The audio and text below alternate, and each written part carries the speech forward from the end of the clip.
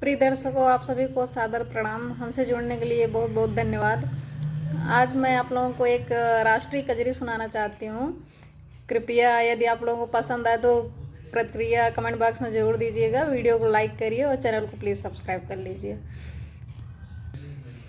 बड़का भैया हमर सीमा के जमाने है, छोटका किसान आए हो। बड़का भैया हमर सीमा के जमाने है, छोटका किसान आए हो।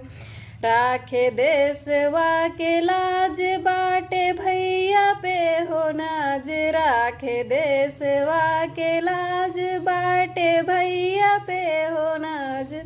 बाटे भैया पे हो नाज, बाटे भैया पे हो नाज। बाबू माई के हमरे पराने है, छोटका किसान है हो। बाबू माई के हमरे पराने है, छोटका किसान है हो।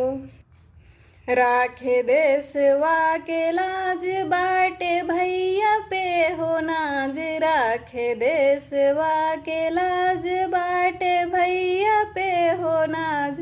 मोर भैया मोर यान बान शान है, छोटका किसान है हो। मोर भैया मोर यान बान शान है, छोटका किसान है हो।